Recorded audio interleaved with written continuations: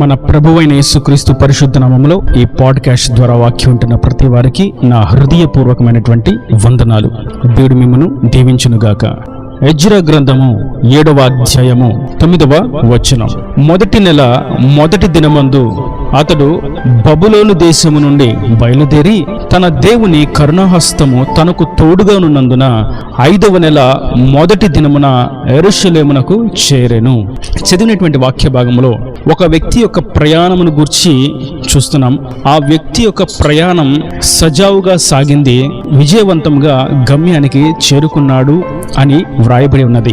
అయితే ఆ వ్యక్తి ఎవరు అని చూసినట్లయితే శాస్త్రి అయిన ఎజ్రా, ధర్మశాస్త్ర ప్రావీణ్యుడు, పండితుడైనటువంటి ఎజ్రా తన ప్రయాణాన్ని బబులోను నుండి యెరూషలేమునకు బయలుదేరడానికి ప్రారంభించినప్పుడు తనకు ఎవరు తోడుగా ఉన్నారు అని గమనించినట్లయితే తాను ఆరాధిస్తున్నటువంటి దేవుని కరుణా హస్తము అతనికి తోడుగా ఉన్నందు చేత.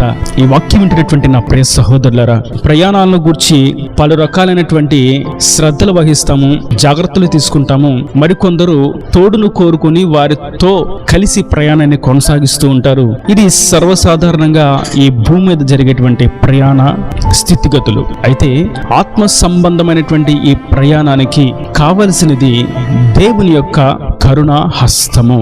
బబులోను అనేది లోకానికి సాదృశ్యంగా ఉన్నది, యెరూషలేము అనేది పరలోక రాజ్యానికి సాదృశ్యముగా ఉన్నది.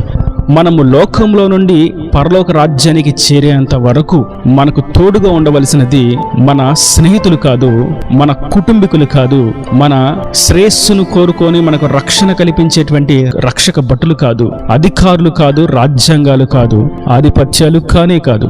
మనకు తోడుగా ఉండవలసినది గమ్యానికి చేర్చగలిగేటువంటి హస్తమే, అది కరుణా హస్తము. ఇక్కడ మనం గమనించినట్లయితే ఎజ్రా మొదటి నెల మొదటి దినమున ప్రయాణాన్ని ప్రారంభించాడు. అది ఎప్పటికి ముగిసింది అని చూసినట్లయితే అదే వచనంలో 5వ నెల మొదటి దినమున యెరూషలేమునకు చేరెను.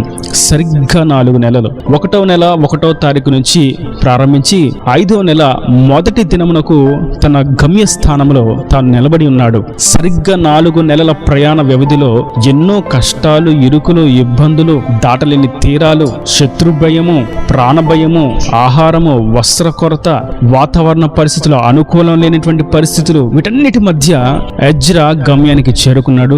కేవలం తాను ఆరాధిస్తున్నటువంటి దేవుని కరుణాహస్తం అతనికి తోడుగా ఉన్నందు చేత. మనం కూడా నేటి దినాన మన ప్రయాణాల్లో మనకు కావాల్సింది ధనము కాదు, మన ప్రయాణాల్లో మనకు కావాల్సింది ఆరోగ్యము కాదు, మన ప్రయాణాల్లో మనకు కావాల్సింది మనుషుల యొక్క తోడు కాదు, మన ప్రయాణాల్లో మనకు కావాల్సింది రక్షణ కాదు, వసతులు కాదు.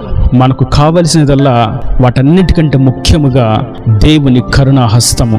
ఆయన హస్తము తోడుగా ఉంటేనే తప్ప మనము గమ్యానికి చేరలేము అన్న సంగతి నగ్న సత్యం. ప్రభు తన జనులతో చెప్తున్నారు, ఇది మొదలుకొని ఇజ్రాయేలును కాపాడువాడు కునుకడు, నిద్రపోడు. అవును, ఆయన తన కరుణ హస్తాన్ని ఎల్లవేళలా తోడుగా ఉంచుతాడు. మన పితరుల యొక్క ప్రయాణాన్ని చూసినట్లయితే వారు 40 సంవత్సరముల ప్రయాణంలో పగలు మేఘస్తంభంగా ఆయనే ఉన్నాడు, రాత్రి అగ్నిస్తంభంగా ఆయనే ఉన్నాడు. వారికి ఎన్ని ఆపదలు వచ్చినా, ఎన్ని ఇక్కట్లు వచ్చినా, ఎన్ని ప్రతికూల పరిస్థితులు వచ్చినా, అననుకూల స్థితుల్లో ప్రయాణం కొనసాగించవలసి వచ్చినా, శత్రు దండి దిగినా, ఎన్ని వచ్చినా సరే వారికి తోడుగా ఉన్నటువంటి ఆ కరుణాహస్తం వాటన్నిటిలో అత్యధికమైనటువంటి విజయమునిచ్చి వారిని గమ్యమునకు చేర్చింది. కనుక నా ప్రియ సహోదరులారా, మనము చేయాలి అనుకున్నా లేదా మనం సాధించాలి అనుకున్నటువంటి ఆ గమ్యం ఏదైతే ఉందో, ఆ విజయం ఏదైతే ఉందో, దానిని పొందుకోవడానికి మన దేవుని కరుణాహస్తం నిశ్చయంగా మనకి తోడుగా ఉండాలి. ఆ హస్తం తోడుగా ఉండకపోతే మనం విజయం పొందజాలము. నేడు మనం చూస్తూ ఉంటే అనేకులు ఎంతో ఉత్సాహంగా మంచి దృఢ సంకల్పముతో ఏదో సాధిద్దామని ప్రయాణాన్ని కొనసాగిస్తారు. కానీ వారు చేస్తున్నటువంటి పనులోనూ, వ్యాపారంలోనూ, ప్రయాణాల్లోనూ అన్నిటిలో వచ్చేటువంటి ఒడిదుడుకులను బట్టి, కష్టాలను బట్టి, నష్టాలను బట్టి, వ్యతిరేకతలను బట్టి పొంచి ఉన్నటువంటి ప్రమాదాలను బట్టి ఆ యొక్క ప్రయాణాన్ని కొనసాగించడం నిలిపివేస్తూ ఉంటారు. కారణం, వారికి ఆ వ్యతిరేకమైనటువంటి అననుకూల పరిస్థితుల్లో తోడుగా ఉండేవారు ఎవరు లేకపోవటం చేత. అయితే వాక్యం సెలవిస్తుంది, నా కరుణ హస్తాన్ని నేను మీకు తోడుగా ఉంచుతాను, మీరు నా రాజ్యానికి చేరాలి అనేటువంటి దృఢ సంకల్పముతో, రక్షణ నిశ్చయతతో మారు మనసు పొందుకొని ఈ సత్య మార్గంలో, జీవ మార్గంలో మీరు నిలిచి కుడి ఎడమలకు తిరుగక సత్యములో స్థిరంగా మీ ప్రయాణాన్ని కొనసాగించిన ఎడల నేను నా హస్తాన్ని, కరుణా హస్తాన్ని మీకు తోడుగా ఉంచి మీ ప్రయాణాన్ని సుఖవంతము చేస్తాను, సఫలీకృతము చేస్తాను, గమ్యానికి చేర్చి మీకు క్షేమాన్ని కలుగు చేస్తానని ప్రభు సెలవిస్తుండగా మన ప్రయాణాల్లో మనం దేవుని యొక్క కరుణ హస్తాన్ని కోరుకుందాం. ఆయన హస్తము చేతనే మనం విజయం పొందగలము అన్న సంగతిని మనము గుర్తిస్తాం. ఎన్ని సంవత్సరముల ప్రయాణమైనా, ఎన్ని నెలల ప్రయాణమైనా మన ఆధ్యాత్మికతలో మనకు తోడుగా ఉండి సహాయము చేయగలిగినటువంటి హస్తము ఆయన హస్తము మాత్రమే. అది కరుణా హస్తం. కరుణా హస్తము అనగా కృపగల హస్తం. ఆయన దయతోనూ, కృపతోనూ, వాత్సల్యతతోనూ, ప్రేమతోనూ మనల్ని కప్పి ఉంచుతాడు. ఇంకా మనం క్రొత్త నిబంధనలో చూస్తాం, మన జీవం ఆయన చేతిలో దాచబడి ఉన్నది. ఇంకా మనం చూస్తాం యెషయా గ్రంథంలో, మనం ఆయన చేతిలో చెక్కబడి ఉన్నాం. ఆ కరుణా హస్తమే మనల్ని చెక్కుకుంది, ఆ కరుణా హస్తమే మనల్ని దాచింది, ఆ కరుణా హస్తమే తన కౌగిలిలో మనల్ని భద్రపరిచింది, ఆ కరుణా హస్తమే మనల్ని గమ్యంలోకి చేర్చగలిగింది, ఆ కరుణా హస్తమే శత్రువుల చేతుల నుండి మనల్ని విడిపించి విరోధుల కంటే అధికమైనటువంటి బలమును ఇచ్చి ఘన విజయమును కలుగు చేయగలిగింది. కనుక ఆ కరుణా హస్తం యొక్క తోడును మనం కోరుకుని పొందుకొని ఆ కరుణ హస్తపు నీడలో మన ప్రయాణాన్ని కొనసాగిస్తాం. అనేకులు క్రీస్తును అంగీకరించి ఆయన మార్గంలో నడుస్తామని అడుగు వేసిన పిమ్మట వారు దేవుని కరుణా హస్తాన్ని ఆశ్రయించక ఆయన చేతి నీడకు పరుగెత్తుకుని రాక పాపం వెంబడి పరిగెడుతూ, పాపంలోని కొట్టుమిట్టాడుతూ, పాప ఇచ్చలకు కట్టబడి పాపం నుండి విడుదల నొందలేని వారిగా మిగిలిపోతూ క్రీస్తును విడిచిపెట్టి లోకం వైపు అడుగు వేస్తూ ఉంటారు. కారణం ఏమిటి అని మనం చూసినట్లయితే, వారు దేవుని కరుణా హస్తాన్ని ఆశ్రయించకపోవడం చేత, వారు దేవుని కరుణా హస్తాన్ని తోడుగా పొందుకోకపోవటం చేతనే ఎజ్రా దేవుని చిత్తము చేయడానికి యెరూషలేముకు వెళ్ళాడు.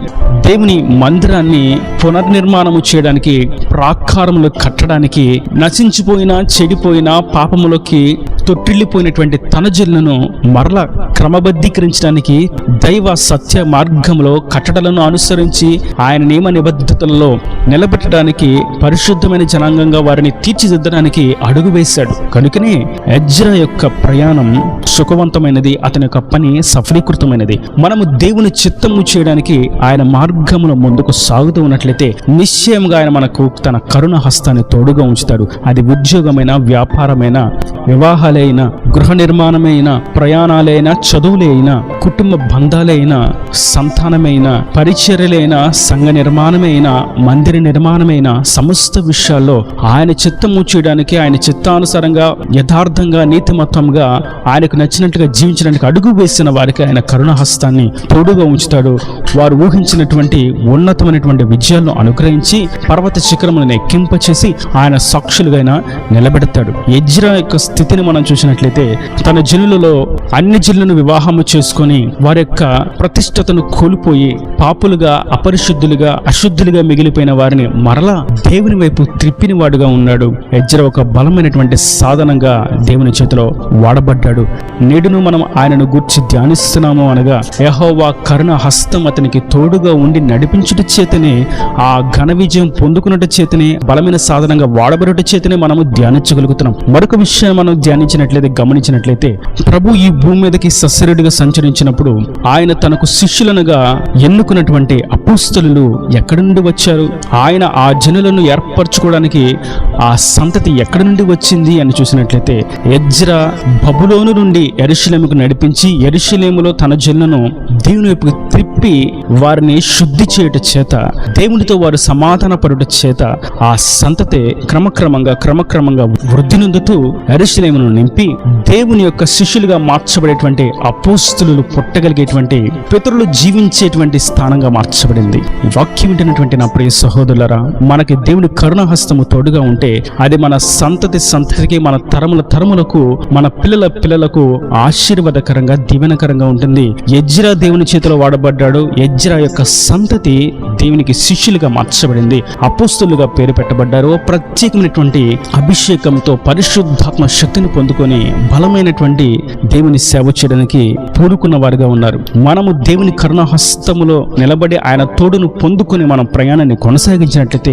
మనము దేవుని చేతిలో వాడబడతాం, దేవునికి ఉపయోగార్థంగా నిలబడతాం. మరియు మన సంతతి సైతం దేవునికి ఉపయోగార్థంగా, దేవునికి మహిమ తెచ్చే విధంగా దేవుని చేతిలో బలమైన సాధనాలుగా వాడబడతారు, సాక్షులుగా నిలబడగలుగుతారు. అట్టి విధంగా మన దేవుని కరుణాహస్తాన్ని ఆశ్రయించి ఆయన తోడుతో మనం ప్రయాణాన్ని కొనసాగిస్తాం, గమ్యానికి చేరదాం, పరలోక రాజ్యానికి వారసులుగా, హక్కుదారులుగా మార్చబడదాం. ఈయన దేవుని మాటల ప్రతి వాని హృదయంలో నీరు కట్టి ఫలింపు చేయను గాక. ఆమెన్. God bless you. తలలు వంచి కన్నులు మూసినట్లయితే మీ కొరకు చిన్న ప్రార్థన. ప్రేమ స్వరూపి కరుణ కటాక్షంగా తండ్రి, నా ప్రభు ఈ వాక్యం ప్రతి వారిని మీరు నిండాలుగా దీవించండి. నీ కరుణ హస్తంలో ఉన్నటువంటి క్షేమము, కాపుదల, జీవము, సంతోషము, ఆశీర్వాదము ఎంత గొప్పదో శ్రేష్టమైందో మీరు తెలియజేసిన విధానాన్ని బట్టి నీకు వందనాలు. వాక్యం ప్రతి వారు ఇక నుంచి నీ కరుణ హస్తము తోడుతో ప్రయాణాన్ని కొనసాగించినట్లుగా, వారి పనులన్నీ సఫలీకృతమవునట్లుగా, వారి యొక్క ఆలోచనలు స్థిరపరచబడినట్లుగా, పరిశుద్ధతలో, పవిత్రతలో నీ సన్నిధిలో స్థిరపరచబడినట్లుగా మీరు సహాయం అనుగ్రహించి వారిని నిండారుగా దీవించండి. ఇంకా వారి ప్రతి అవసరతను అక్కరుని మహిమను తీర్చి అనేకులు వాక్యాన్ని విని ఆధ్యాత్మిక వృద్ధి పొందుకున్నట్లుగా కృప దయచేయమని యేసు పరిశుద్ధ నామమున ప్రార్థించి వేడుకుంటున్నాను తండ్రి. ఆమేన్. ఆమేన్.